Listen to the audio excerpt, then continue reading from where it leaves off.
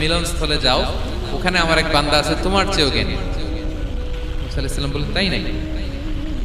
তো আল্লাহ আমি কিভাবে চিনি, উনি কোথায় থাকে কিভাবে বুঝবো? আল্লাহ বললেন একটা বড় মাছ নাও, এটাকে ফ্রাই করো, এটাকে ফ্রাই করে একটা ছুরির ভেতরে নাও, যেখানে এই মাছটা সাগরে ঢুকে যাবে ওখানে আমার বান্দাকে পাবে। তো উনি ওনার সহযোগী ইউশা ইবনে নুনকে নিয়ে হাঁটতে লাগলেন।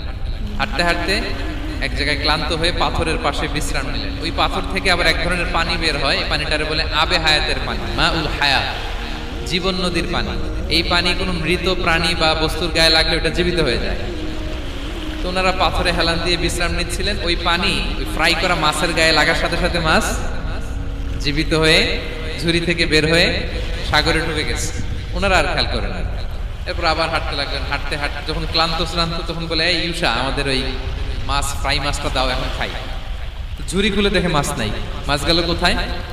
তখন ইউশা বললো হয়তো আমরা যে পাথরের ওখানে বিশ্রাম নিয়েছিলাম ওখানে আমরা মিসিং, ওখানে হারাই ফেলছি। চলো চলো, আরে ওইদিকে তো যাইতে হবে আমাদের। উনি গেলেন, যে দেখে মাছ যে জীবিত হয়ে বালুর এদিকে নাড়াচাড়া করতে করতে সাগরে ঢুকে গেছে, ওখানে দাগ আছে। মুসা আলাইহিস সালাম ঢুকলেন সুরঙ্গ, ঢুকে দেখে চাদর গায়ে দিয়ে এক লোক শুয়ে আছে।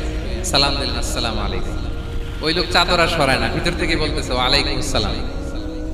তো চাদরের ভিতর থেকে উনি বলে মান আন, তুমি কে?